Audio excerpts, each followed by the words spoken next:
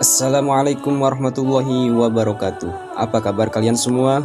Pecinta Rasulullah Shallallahu Alaihi Wasallam. Semoga kita selalu diberikan kesehatan dan keberkahan oleh Allah Subhanahu Wa Taala. Amin ya robbal alamin. Mari kita simak kisah Rasulullah Shallallahu Alaihi Wasallam yang telah kembali pulang ke kota Mekah setelah berdagang di negeri Syam.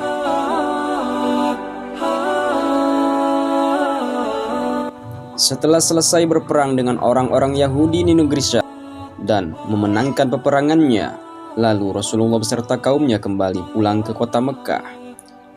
Singkat cerita, yang sedang kembali pulang pun telah tiba di Juhfatul Wida. Lalu semuanya mengutus utusannya masing-masing untuk memberitahukan keuntungan dagangnya kepada bosnya masing-masing. Pak Maisarah pun menunjukkan pendapatnya kepada Rasulullah. Wahai Tuan, jika Tuan setuju, bagaimana jika Tuan saja yang berangkat terlebih dahulu ke kota Mekah untuk menyetorkan keuntungannya yang kita dapatkan kepada Tuan Khadijah? Dan pasti Tuan Khadijah pun akan sangat senang jika Tuan yang menghadapnya. Biarkan saja yang menunggu barang-barang di sini, aku dan teman-temanku. Rasulullah Shallallahu Alaihi Wasallam pun bersedia. Ya sudah, kalau begitu aku berangkat sekarang saja selagi masih siang. Dan Rasulullah Shallallahu Alaihi Wasallam langsung menaiki unta dan berjalan lebih cepat. Rasulullah Shallallahu Alaihi Wasallam berangkat dari Juhfatul Wida sekitar jam 1:30 siang. Tiba di kota Mekah sudah memasuki waktu asar. Diceritakan ketika Rasulullah tiba di salah satu gunung yang paling tinggi di antara gunung-gunung yang ada di kota Mekah dan berada tepat di perbatasan kota Mekah. Seketika Allah Subhanahu wa Ta'ala pun memberikan rasa kantuk kepada Rasulullah Shallallahu Alaihi Wasallam dan Rasulullah pun tertidur di atas kendaraannya. Lalu Allah Subhanahu wa Ta'ala mengutus malaikat Jibril untuk pergi ke surga dan mengambil kubah atau mahkota yang menyala-nyala memancarkan cahaya dari yakut yang paling merah dan dihias dengan mutiara dan permata dari surga. Tak terbayang keindahan dan keistimewaan kubah atau mahkota tersebut, karena selain bahannya yang dari intan berlian, diambilnya juga dari tempat yang begitu mulia. Dan Allah Subhanahu wa Ta'ala berfirman, kubah atau mahkota itu aku ciptakan untuk kekasihku sebelum Nabi Adam diciptakan 1000 tahun lamanya. Aku sudah menyiapkannya dan sekarang cepat pakaikan di atas kepalanya. Seketika semua bidadari di surga memuji karena ikut bahagia. Begitu juga dengan para malaikat.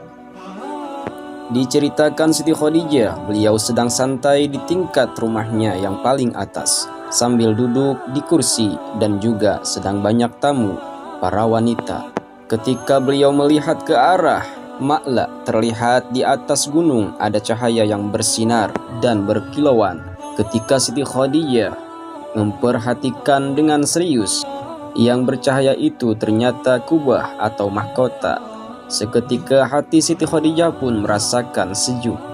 Lalu ditanya oleh salah satu wanita di situ, "Wahai Tuan Khadijah, apa yang sedang Tuan rasakan?" Terus Siti Khadijah mengatakan, "Apakah aku sedang bermimpi?" Dan dijawab oleh perempuan tersebut, "Tidak Tuan, ini nyata. Kalau memang boleh tahu apa yang sedang Tuan rasakan, coba kalian kemari," ucap Siti Khadijah. "Lihat oleh kalian semua di puncak gunung arah Ma'la." Lalu semua perempuan yang ada di situ pun melihat ke arah gunung dan menjawab oleh semua yang ada di situ, "Kita semua melihat cahaya yang begitu bersinar." Lalu melihat apa lagi? "Kita semua hanya bisa melihat cahaya yang sangat bersinar," ucap semua wanita. Dan Siti Khadijah pun langsung memberitahukan kepada semua para wanita tersebut yang ada di situ, "Wahai teman-temanku, aku melihat ada satu kubah atau mahkota yang cahayanya sangat bersinar, yang berada di atas kepala orang yang sedang menaiki unta.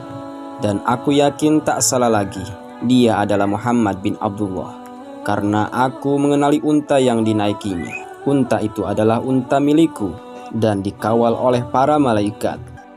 Terus para wanita tersebut bertanya, "Dari mana beliau mendapatkan mahkota itu?" "Aku yakin meskipun bangsa kaisar atau raja Rum takkan bisa membelinya atau memilikinya." Dan dijawab oleh Siti Khadijah, "Jika kalian tidak tahu, Muhammad itu orang yang begitu mulia dan paling dicintai oleh Tuhan yang Maha Agung." Ternyata Rasulullah di waktu itu masih tertidur di atas untanya. Ketika Rasulullah bangun, ternyata sudah turun dari gunung dan menuju ke jalan, menuju kampung. Dan malaikat Jibril kembali lagi ke tempatnya dengan membawa kembali mahkota dan bendera-benderanya untuk disimpan kembali. Siti Khadijah sudah tak enak duduk. Beliau gelisah selalu menanti, selalu melihat ke arah jalan yang dilewati Nabi. Tak sabar menanti kedatangan Rasulullah SAW.